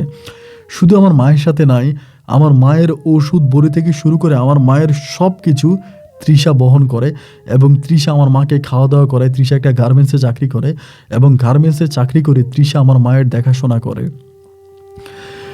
আমি কয়েকদিন ধরে বাড়িতে থাকি এবং থাকার পরে একটা সময় আমি তৃষাকে জিজ্ঞেস করি যে তৃষা, তুমি কি আমার মায়ের কাছে কিছু বলছিলা তোমার সম্বন্ধে, বা আমি তোমাকে কি করছি না করছি, রংপুরে তোমার সাথে আমার কি হয়েছে? ও আমাকে বল, আমি মাকে কিছু বলি নাই এবং তুমিও মাকে কিছু বইল না। আমি জানি তুমি বুড়ির কাছ থেকে আমাকে তাবিজ এনে দিছ যাতে আমি তোমার আব্বার প্রেমে পড়ি, যাতে আমি তোমার আব্বার সাথে রিলেশন করি। তুমি এটা করে আমার মাথা খারাপ করে দিছো, আমি সব কিছু জানতে পারছি। আমি বললাম, তুমি এগুলো কার কাছ থেকে জানলা? কি তোমাকে এগুলো বললো? ও আমাকে বললে, আমি যার কাছেই হোক জানতে পারছি, তবে তুমি আমার সাথে এই কাজটা করছো। যাই হোক, তুমি আমাকে কষ্ট দিয়েছো, তুমি আমার স্বামী, তোমার উপর আমার কোনো অভিযোগ নাই। এবং আমি বললাম যে আমি তোর পা ধরে ক্ষমা চাইলাম যে তুমি আমাকে মাফ করে দাও। দেখো আমি তোমার উপর অন্যায় করেছি, আল্লাহ আমাকে অন্যায় শাস্তি দিয়েছে। ও আমাকে বলে, তুমি টেনশন করো না, আমি যতদিন বেঁচে আছি ততদিন তুমি আর মা না খেয়ে থাকবা না। আমি যে মানুষটাকে বিক্রি করে বিদেশে গিয়েছি বেশি টাকা ইনকাম করার আশায়, অথচ সেই মানুষটাই শেষ বয়সে আমার মায়ের পাশে এসে দাঁড়িয়েছে এবং আমার পাশে দাঁড়িয়েছে। আমি কাতার থেকে আসার প্রায় 4 বছর পর্যন্ত আমার মা বেঁচে ছিল এবং এই 4টা বছর সম্পূর্ণ তৃষা আমাদের পরিবারটাকে চালায়। ও গার্মেন্টসে চাকরি করে এবং গার্মেন্টসে চাকরি করে যে টাকা বেতন পাইত সব টাকায় আমার পিছে আর আমার মায়ের পিছে ব্যয় করতো। সর্বশেষ তৃষা আমাকে একটা পান সিগারেটের দোকান দিয়ে দেয়। একটা পান সিগারেটের দোকান দিয়ে আমার একটা হাত আছে এবং এক হাতে আছে, আরেক হাত নাই। তো ওই পান সিগারেটের দোকানটা তৃষা আস্তে আস্তে করে টাকা জমা আমাকে দেয়। আমি আজকে প্রায় অনেকগুলো বৎসর ওই পান সিগারেটের দোকানদারি করি। পান সিগারেটের দোকানটা চালাই এবং এইভাবে আমি আছি। আমার ঘরে একটা পুত্র সন্তান আছে এবং আমার একটা কন্যা সন্তান আছে। আমি তৃষার সাথে এখন অনেকটা সুখে আছি। ঢাকা শহরেও এখনও গার্মেন্টসে চাকরি করে আর আমি পানের দোকান চালাই। আমার মা মারা গেছে, আমি এরপরে আর কখনো রংপুরে যাই নাই এবং ওই প্রতারক মামার সাথে আমি আর কোনো যোগাযোগ করি নাই। এবং আমার বাবা আসলাম শেখ আছে কি নাই সেটাও আমি জানি না, উনি মরে গেছে কি বেঁচে আছে তাও আমি জানি না। আমি রংপুরের সাথে সম্পূর্ণ যোগাযোগ বন্ধ করে দিয়েছি। আমার বউকে নিয়ে আমি খুব ভালো আছি। আপন ভাই, প্রতিদিন দোকান বন্ধ করার পরে ঘরে গিয়ে আমার বউ আর আমি আপনার এই গল্পগুলো শুনি। আমরা গরিব মানুষ, আমাদের অত সামর্থ্য নাই, এরপরেও আমি আমার বাসায় আপনাকে একদিন দুপুরবেলা দাওয়াত করব। কারণ আপনি যদি আমার বাসায় এসে 2টা ডাল ভাত খেয়ে যান আমি খুব খুশি হব। আর আমার জীবনে ঘটে যাওয়া ঘটনাগুলো আমি আপনার সাথে শেয়ার করলাম। আপন ভাই যদি পারেন আমার গল্পটা প্রচার করবেন, রেকর্ড করবেন এবং আমি আর আমার বউ একদিন ছুটির দিনে আপনার মুখ থেকে আমাদের এই গল্পটা শুনবো। আমাদের শুনতে খুব ভালো লাগবে। আপন ভাই, আপনার জন্য দোয়া করি।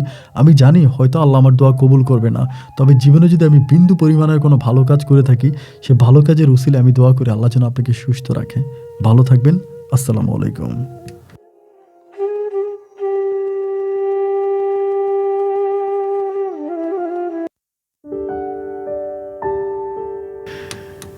প্রিয় বন্ধুগণ, সবাইকে অনেক বেশি ধন্যবাদ এতক্ষণ পর্যন্ত রংপুরের ভাই রোপণের জীবনের বাস্তব গল্পটা আমার মুখে শোনার জন্য। বন্ধুরা, এই গল্পটা লাস্টের দিকে এসে আপনি একটু বিব্রত হয়ে গেছেন যে আপন ভাই এত কম সময়ের ভিতরে এত ঘটনা কিভাবে ঘটে গেল। উনি বিদেশে গেল, গাড়ি অ্যাক্সিডেন্ট করলো, আবার দেশে চলে আসলো, তার বাবার কাছে গেল, এরপরে সে আবার তার মায়ের কাছে চলে আসলো। দেখা যায় কি জানেন, এখানে কিছু কথা আছে, এই কথাগুলো জাস্ট প্রাসঙ্গিক কথাবার্তা। তো আমি প্রাসঙ্গিক কথাবার্তাগুলো না বলে ডিরেক্টলি আপনাদেরকে মূল ঘটনাটা বলে ফেলেছি, তা না হলে গল্পটা আরও অনেক লম্বা হয়ে যেত। গল্প শর্ট করার জন্য যেভাবে পারছি আপনাদেরকে বুঝাইছি। যদি কোনো অংশে না বুঝে থাকেন তাহলে আপনারা আমাকে কমেন্ট করবেন, আমি চেষ্টা করবো উত্তর দেওয়ার জন্য।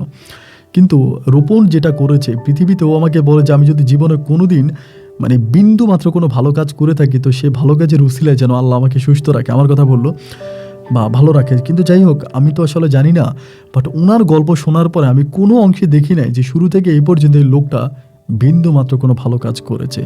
আল্লাহ চাইলে একমাত্র আল্লাহ এই নামটা একটাবার মুখে নেওয়ার উসিলেও আল্লাহ একটা মানুষকে বেহেশতে নিয়ে যেতে পারে, বা আল্লাহকে একবার ডাক দেওয়ার উসিলে আল্লাহ তার জীবনের সমস্ত পাপকে মাফ করে দিতে পারে। তো রোপণ ভাই পাপ করেছে এবং সেই পাপের শাস্তি সে দুনিয়াতেই পেয়েছে এবং খুব খারাপভাবে পেয়েছে, খুবই খারাপভাবে পেয়েছে। এই জন্য খুব বেশি লোভ করতে নাই। আপনার কাছে যতটুকু আছে ঠিক ততটুকুর মাঝে আপনি সুখ খুঁজে বের করেন, তবেই আপনি সুখে থাকবেন। অতি লোভে তাতি নষ্ট, লোভে পাপ আর পাপে মৃত্যু। এই গল্পটাই তার পুনরায় আবারও প্রমাণ ঘটাই দিল। বন্ধুগণ, গল্প আপনাদের কাছে কেমন লেগেছে এবং এই গল্প নিয়ে আপনার ব্যক্তিগত মতামত অবশ্যই কমেন্ট বক্সে লিখতে ভুলবেন না। আজ এখানেই বিদায়, দেখা হবে অন্যদিন অন্য কারো বাস্তব জীবনের গল্প নিয়ে। আল্লাহ হাফেজ এন্ড আসসালামু আলাইকুম।